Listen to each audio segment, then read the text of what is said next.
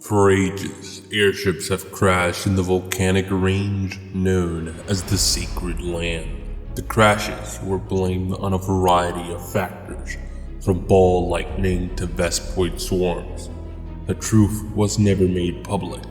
Recovered hull fragments found frozen, and yet others scarred by electrical burns. Some conspiracies blamed an ice monster, but how could such a thing survive in this molten wasteland?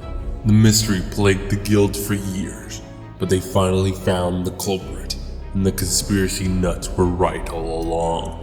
A creature thought to only exist in legends, praised as a deity by those at the mercy of the elements, feared by man and gods alike as a symbol of destruction. I speak, of course, of the blazing black dragon, Alatreon.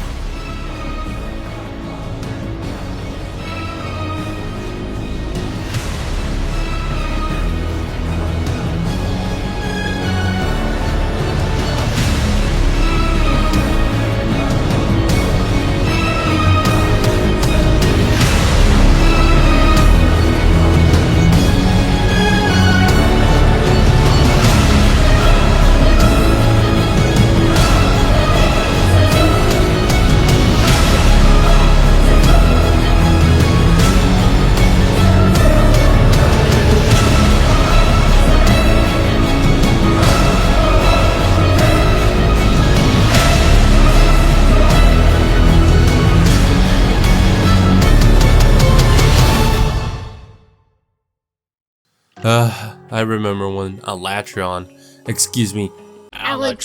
was added to Iceborne all the way back in the summer of 2020.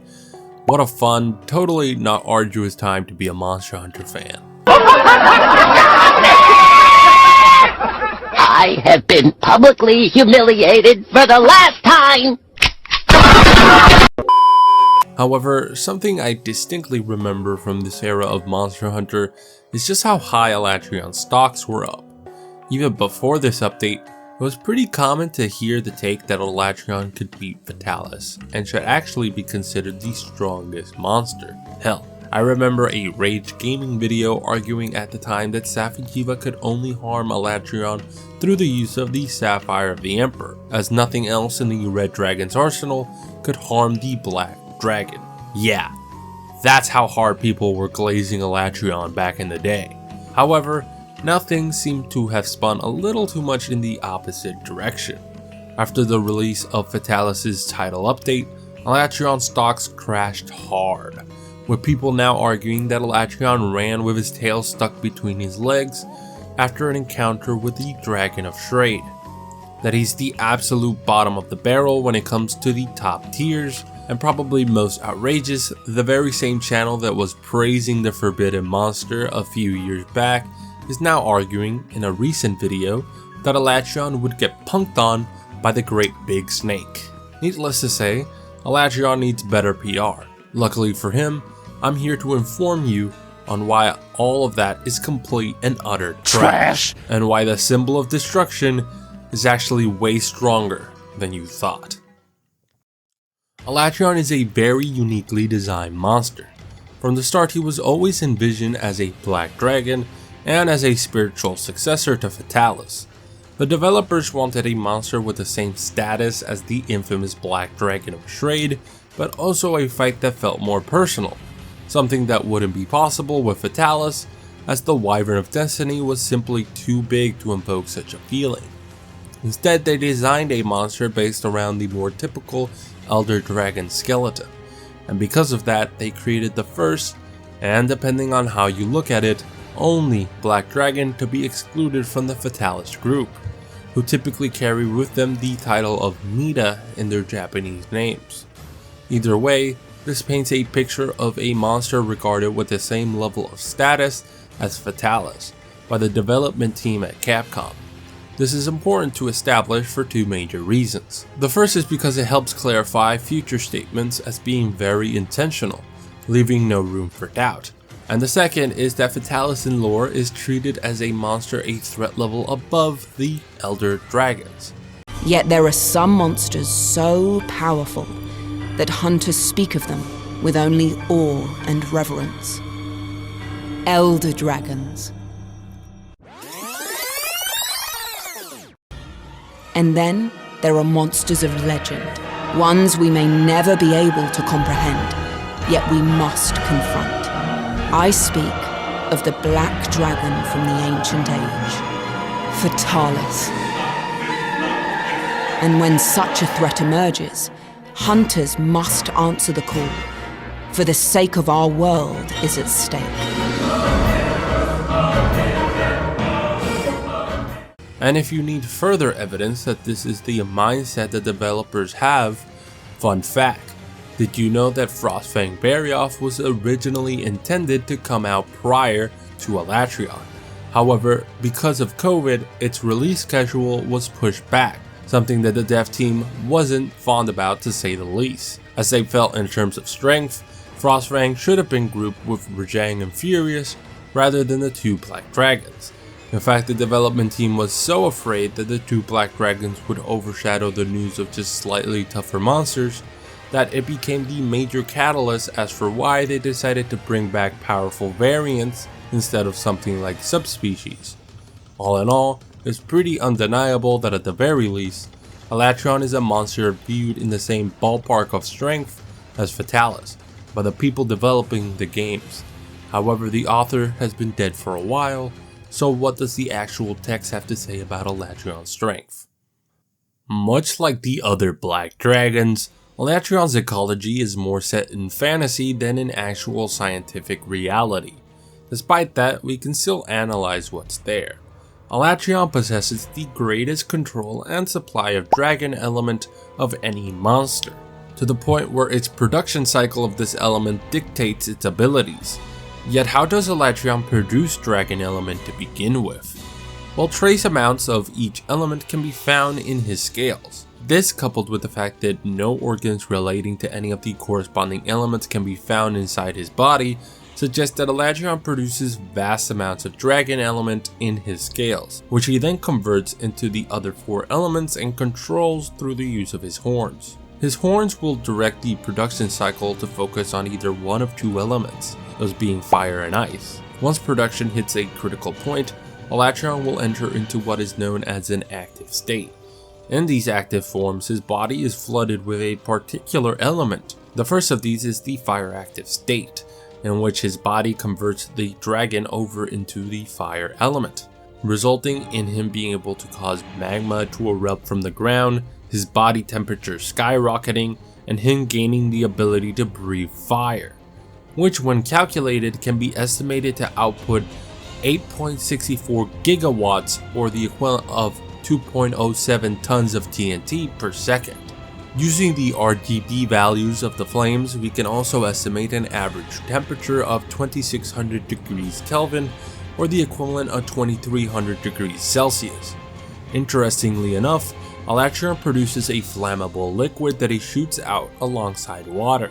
This liquid can of course be set ablaze, making it a powerful tool for his fire active state, but more importantly are the jets of water he releases them from, since they can come out with about 24.5 megapascals of force, or the equivalent of 3500 psi, enough force to crack through concrete.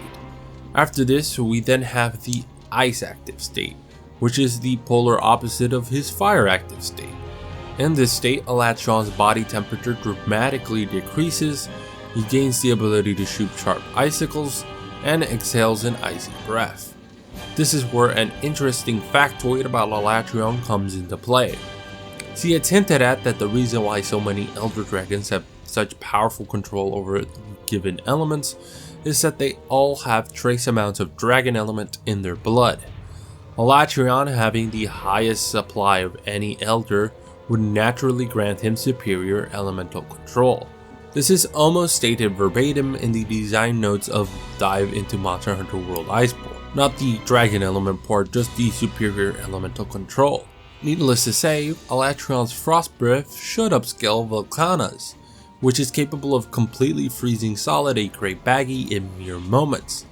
Calculating this feat yields an energy drain of nearly that of 180 megawatts.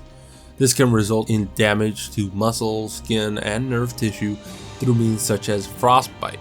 However, to harken back to the icicles I mentioned before, they, when combined with Alatreon's ability to attract lightning to him, can become incredibly dangerous, as the latent dragon element that he created them from can still be set off by lightning, resulting in a powerful explosion.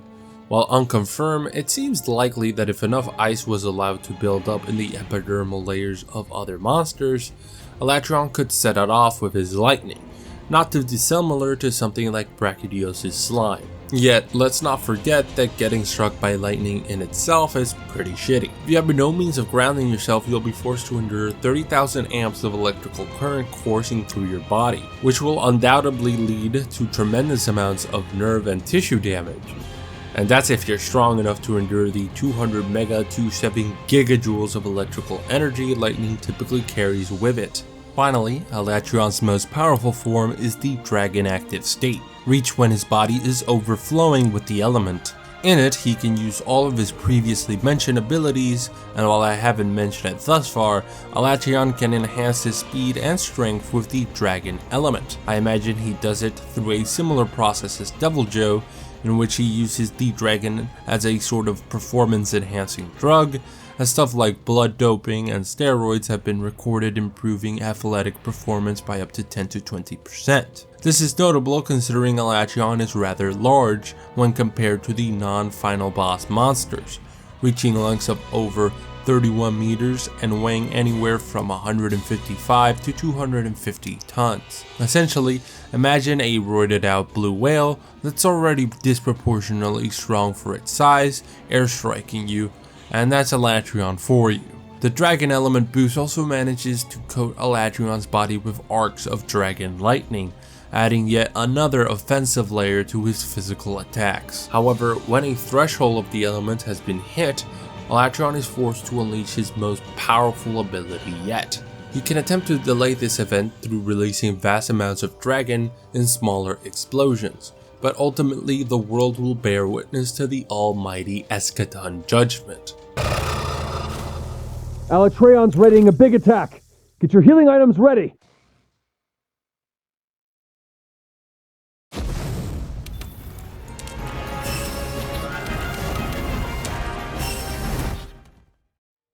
Alatreon quickly converts most of his build-up reserves of dragon into either fire or ice element, which he then unleashes in a powerful shockwave that kills anything nearby, leaving behind either a scorched hellscape or an icy abyss.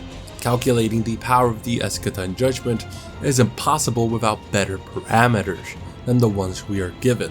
We can, however, infer, based on Alatreon's lore, that this move in particular is what gives the blazing black dragon the ability to change the weather so rapidly, as the Alatreon are known for causing the weather in their habitats to constantly change, making their homes inhospitable to other forms of life. It's why they are revered as symbols of destruction, and why people praise them after surviving natural disaster. Yet the question of how they can do this was finally answered in the Iceborne lore book with the introduction of the Escaton Judgment, with the move even being compared to a natural disaster in power. We can reason then that Escaton likely releases similar amounts of energy to weather events such as storms, blizzards, and heat waves. All of these events are known for releasing kilotons to even megatons worth of energy.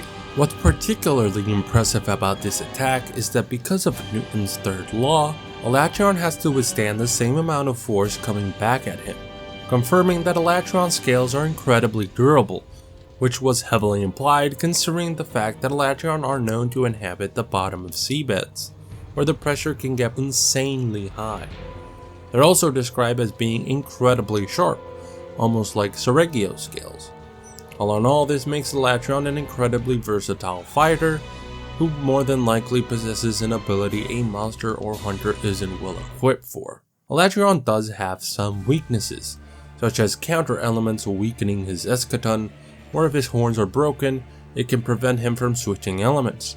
However, those weaknesses are practically nothing when compared to his limitless potential. It's for this reason why Alatreon is revered by the people of Monster Hunter as a god and as the strongest Elder Dragon. That this sentiment is shared by the people of Monster Hunter in particular is interesting because it means that people consider Alatreon a bigger deal than creatures like Zora Magdaros, Dalamadur, Gogmasiev, and the other well-known final bosses. I'll elaborate on this point and why it likely doesn't apply to the forbidden monsters in future videos, but for now, just be aware that this sentiment would be applicable to 99% of the entire roster.